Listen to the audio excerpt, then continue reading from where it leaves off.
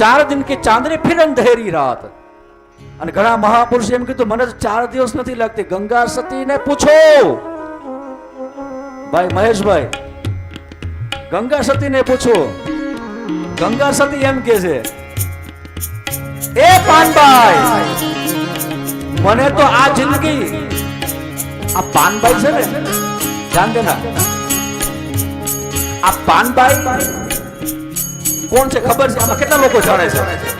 સાચું બોલજો, હાથ અધર કરો તો પાનબાઈ કોણ છે? આ ભજન બધાય સાંભળ્યું છે। અને ગંગા સતી જેટલા ભજન ગયા છે ને એ પાનબાઈને ઉદ્દેશીને જ ગયા છે। પણ સાચું ભજન કેવું છે એની વાત કરું છું, બાકી ભજન ને ડાયરા ઘણા બધા થાય છે, પણ એ છે ને એ ડાયરો છે, ડાયરો, સંતવાણી નથી। સંતવાણી એટલે સંતોની વાણી, જે સંત જે કહ્યું છે એને વાણી કહી શકાય, એને સંતવાણી કહેવાય। અત્યારે થાય છે ડાયરા થાય છે, સંતવાણી નથી। આ ગંગા સતી સંતત્વ છે, એની અંદર સંત છે, અને સંત ની અંદરથી જે નીકળે એને સંતવાણી કહેવાય। અને આ ગંગા સતી પાનબાઈ આવું સાંભળ્યું છે ને બધાય? કોઈને ખબર નથી પાનબાઈ કોણ છે? ઉપરથી ગયું બધું આમને, અત્યાર સુધી આમને ઉપરથી। આ પાનબાઈ છે ને, એ પાનબાઈ ગંગા સતીની પુત્ર વધુ છે, એને દીકરાની વહુ છે।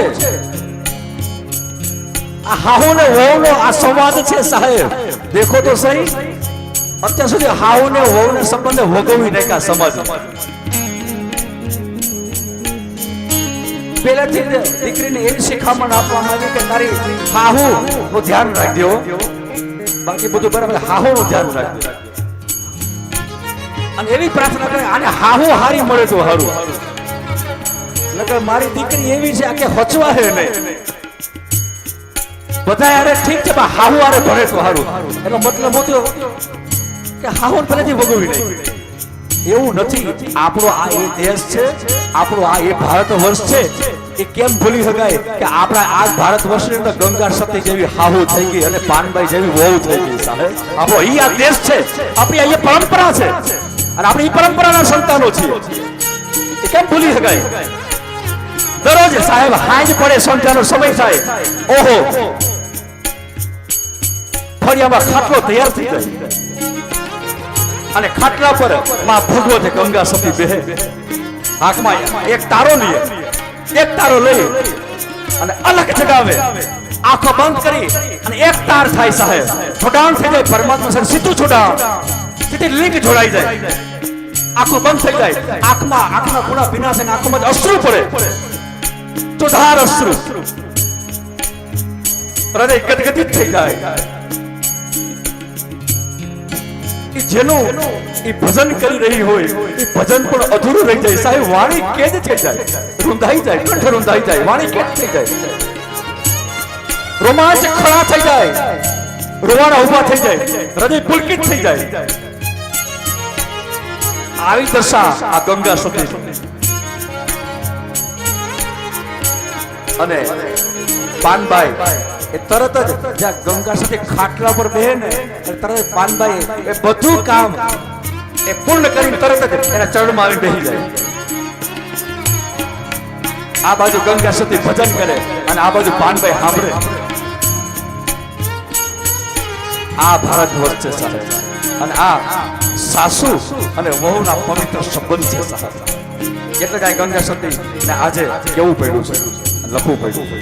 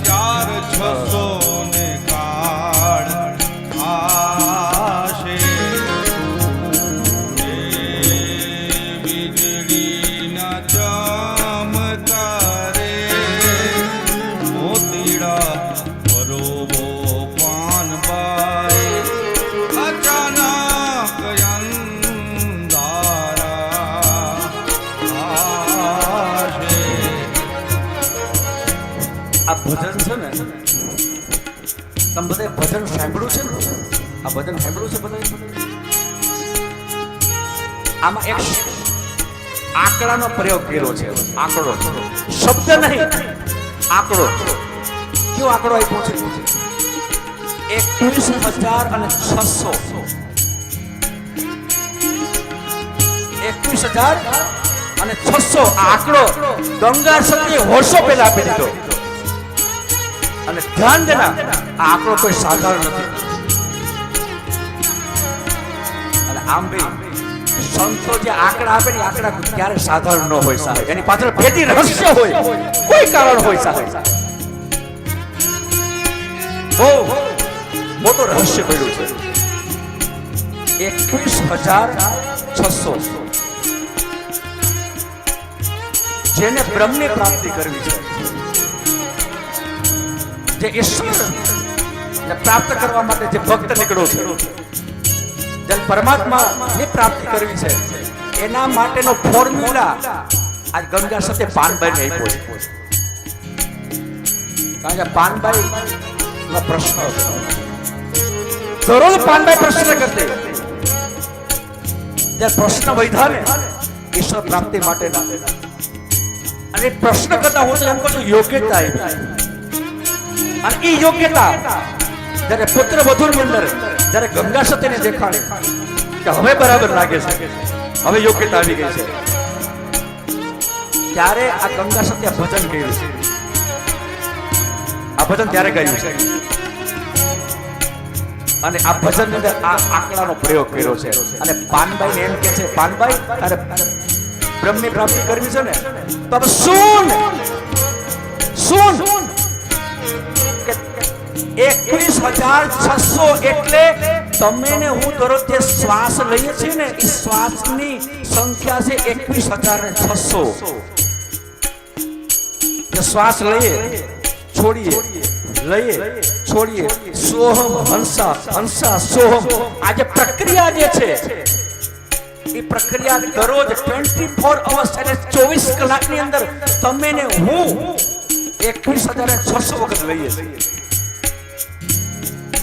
વિચાર કરો, આ મગજ કામ કરતો બંધ થઈ જાય સાહેબ.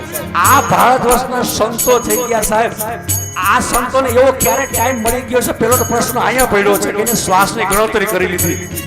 આ વૈજ્ઞાનિકો નથી કરી લીધા.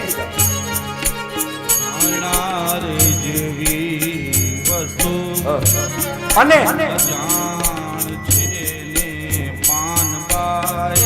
21,600 એટલે કે જે શ્વાસે શ્વાસે, દરેક શ્વાસે જેને તમે માનો છો, રામને માનતા હોય, કૃષ્ણને માનતા હોય, મહાદેવને માનતા હોય, માતાજી કોઈ પણ તત્વને માનતા હોય, એનું સ્મરણ તમે અને હું તો શ્વાસે શ્વાસે જો કરી લઈ એટલે ગંગા સતી કહે છે કે એને પછી એ પરમ તત્વની જેની ઉપાસના કરતા એને પ્રાપ્ત થતા વાર નથી લાગતી, એને પ્રગટ થતા વાર નથી લાગતી. આ બ્રહ્મ પ્રાપ્તિ કરવા માટે મારે હવે આપણે નક્કી કરવાનું છે આ આપણાથી થાય છે. શ્વાસે શ્વાસે તમે હું ભજન કરીએ છીએ, સ્મરણ કરીએ છીએ, બસ આ કરવાનું. આજથી થઈ જાય ને તેથી પછી ક્યારેય છેટો નથી. અને હું તો ત્યાં સુધી કહું છું, પછી ક્યાંય જવાની જરૂર નહીં પડે. જ્યાં છે ને આવી જાય, ક્યાંય જવાની જરૂર નહીં પડે. એટલે જ આમાં કે છે એકાંત દેહીન અલખને આરાધે. શું કે છે?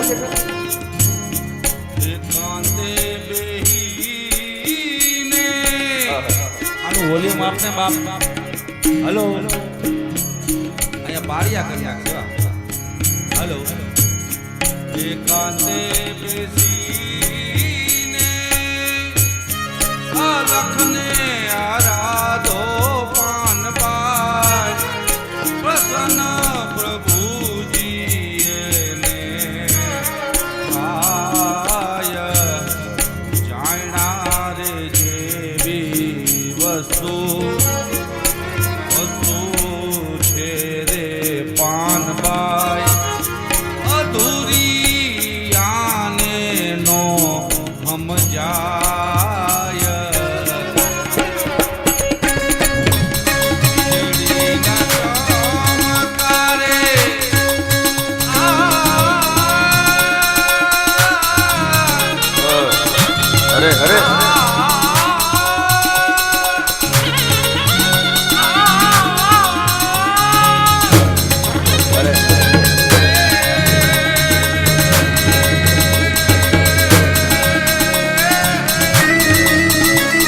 અરે